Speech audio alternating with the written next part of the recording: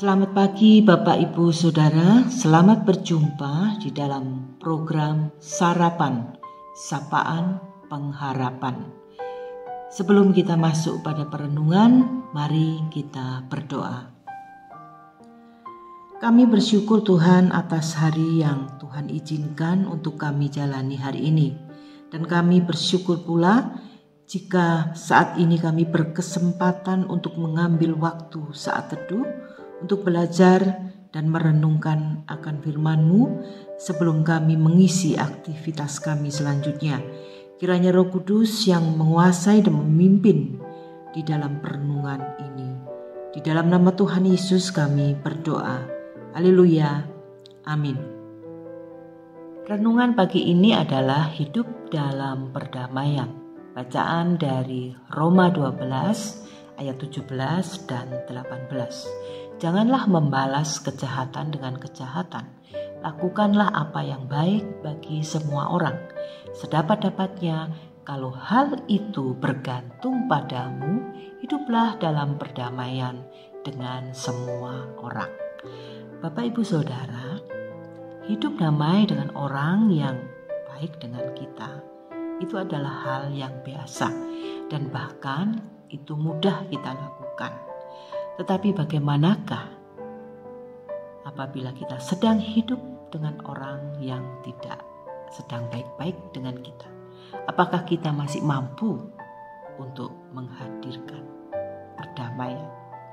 Nah, Bapak Ibu Saudara, saya sempat melihat wawancara sebuah podcast, yaitu seorang yang pernah dipenjara karena kasus penistaan terhadap agama Kristen.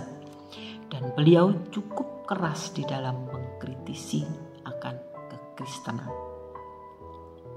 Apabila kita mendengar ceramah beliau secara manusiawi, kita orang percaya, kita akan merasa hati kita sakit. Karena memang sebagian besar ceramah beliau berisikan tentang pelecehan iman Kristiani. Namun Bapak Ibu Saudara, ada hal yang menarik di dalam wawancara tersebut. Saya melihat bahwa di dalam wawancara tidak ada lagi ucapan-ucapan keras, melecehkan, ucapan-ucapan yang membuat hati sakit. Tidak ada, Bapak Ibu. Justru di dalam wawancara tersebut beliau bersaksi di dalam penjara sana ada seorang anak Tuhan yang telah sering menolong beliau. Jadi ada anak Tuhan di sana telah melakukan perbuatan baik kepada beliau.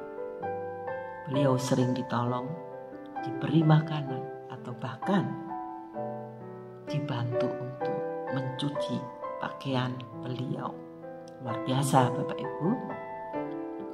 Sepintas kita melihat bahwa perbuatan itu adalah sederhana, tetapi dampaknya luar biasa. Hal itu sebenarnya sulit Bapak Ibu ya, jujur kita melakukan sulit. Kita melakukan hal menolong kepada orang yang menyakiti kita. Namun saudara seiman kita berhasil. Dia berhasil untuk melepaskan segala rasa hati, sakit hati, kecewa, dan bahkan amarah. Dia lepas sehingga dia dapat melakukannya. Dan ini kita boleh mengatakan bahwa saudara kita ini telah berhasil menghadirkan hidup perdamaian. Nah, sekarang bagaimana dengan kita Bapak Ibu Saudara? Mungkin kita sedang merasa tersakiti atau dikecewakan oleh seseorang. Seseorang itu bisa teman sekolah, teman kerja, tetangga, atau bahkan teman sepelayanan. Bagaimana dengan sikap kita, hati kita? Apakah kita pendam perasaan tersebut? Kita pelihara? Ya, kalau dengan demikian maka jangan berharap Bapak Ibu kita dapat menghadirkan hidup damai.